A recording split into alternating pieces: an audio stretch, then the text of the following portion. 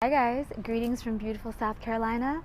My little trees now have leaves on them, not only flowers, so it's really cool getting to see how everything shifts.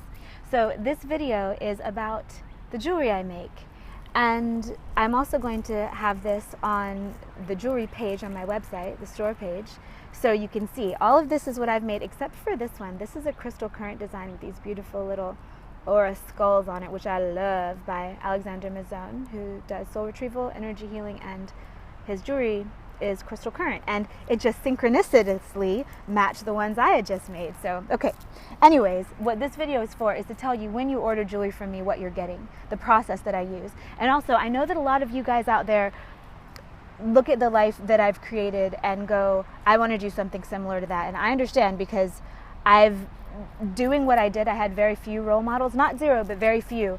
And so I am all about open source. I'm all about telling you guys exactly how I do what I do, so that the pieces that resonate with you, you can take. I really believe that there is enough for everyone. I believe that we create our reality, and I believe that this world loves us and wants to support us. And so I have no problem telling you guys how I do what I do, and then you can take what you like and do it yourself if it resonates, because why recreate the wheel? If I know, I'm just going to tell you. And also, I want to share with you, so if you order stuff from me, you know what it is you're getting. So for instance, these are my gem strands.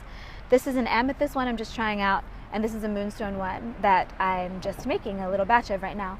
And as of right now, my jewelry making is really in a I want to say, is it 3 or 4? I want to say it's a 3-step process. The first one is getting the inspiration.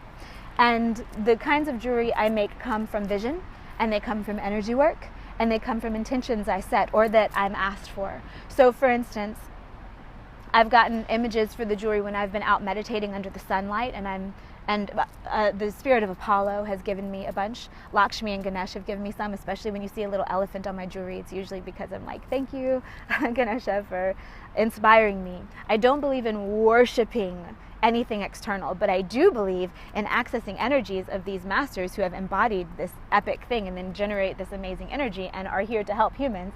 I do believe in communicating and co-creating cool stuff.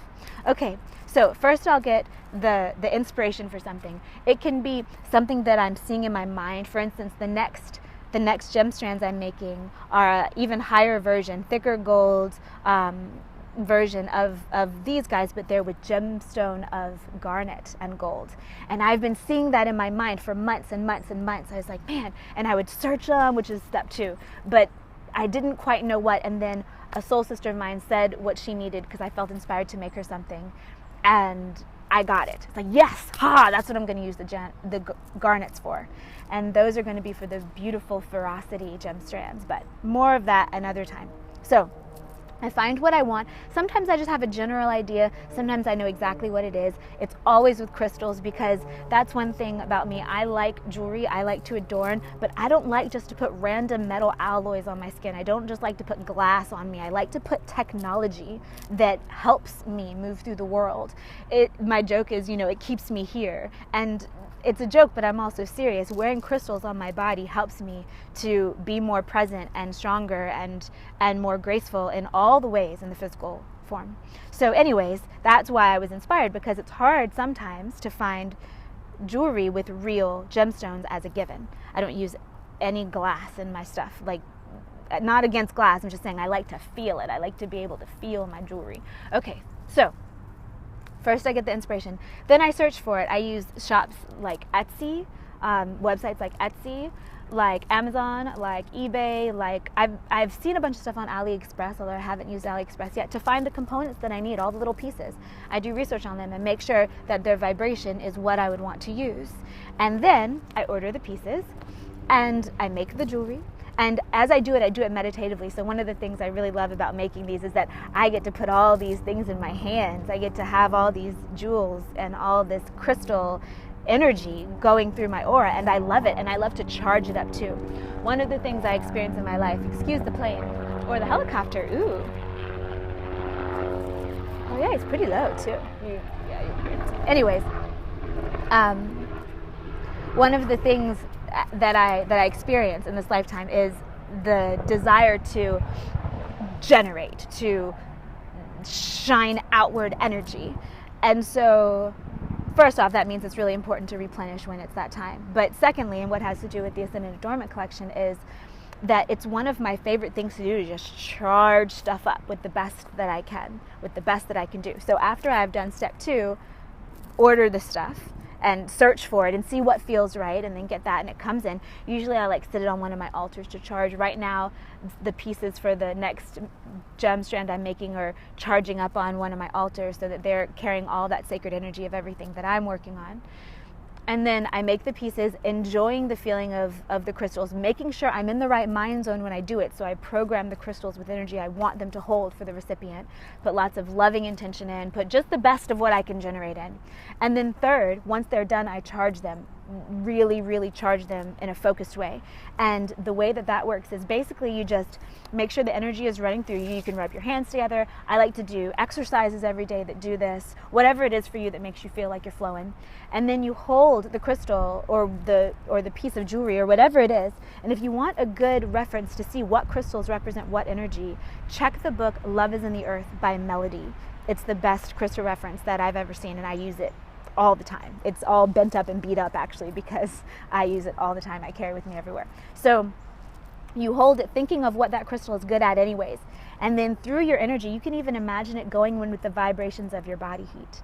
If you can imagine your body heat making these crystals vibrate in a different way, and their structure being open to certain programming depending on what kind they are, and you putting this into the crystal with the best heart intention. So what I put in is, my intention is everything that I know, everything that I have, everything that I've been blessed with, all the energetic frequencies that I have either been mastering or been gifted with in this life. And then stuff I don't know, stuff I don't understand, because there's plenty that I don't understand, there's plenty that I don't know, there's lots of growing I still have to do myself. And I'm not going to claim that I'm perfect, and I'm certainly not going to claim that on something that's going to another person, is that I send out the request for anything that I don't know, for all kinds of guides and angels and divine frequency and perfect harmony and perfect nourishment and abundance to just come and route through that, and I just send my best wish. So make this be the best that it can be in all the ways that I haven't thought of, and all the ways that I'm not capable of. Make it be the best, and I kind of give it up to the divine. And then I package it, give it another little love pop, and put it in the mail. Also, a really important thing to do when you first get your crystals is cleanse them. Usually what I do is just run them under cool water. If it's a crystal that's sensitive to water, I'll do it inside its little plastic baggie or whatever. Or you can lay them on a dish of salt, or there are other ways that you can do it. You can touch them into a candle flame. That works, but that's not all crystals like that. So make sure you're listening to your crystals and see. You just run them under the cool water if that's what you're doing, until it feels right. Imagine that you are telling them to release any prior programs. And then when it feels right, when they feel clear, take them off, dry them off with a soft cloth, and then hold them, again, charging them up with what you want them to do. Program them like you would program a computer. Computers have crystalline technology in them that keep the program. So yeah, do that. And that's how I do it. So if you order a piece of jewelry from me, and I'm not exactly sure where the Ascended Adornment collection is going to go. It's all still experiment right now. This is recorded in April of 2017. So who knows? I have an idea. I have a dream about where I want it to go, but whether or not that will actually manifest, I don't know. All I know is right now I love it, and it inspires me, and so I'm doing it. And I think that I can tie it to other things I want to manifest in this life eventually, but who knows. Anyways, send you guys lots of love, not only from my path, literally and figuratively here, but also wishing that you have an easy, joyful, delicious, and abundant journey on your own best path.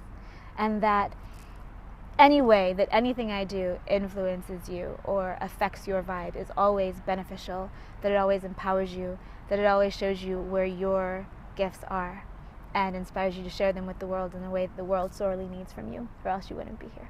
So sending lots of love. Take care of yourself and everybody else. Bye.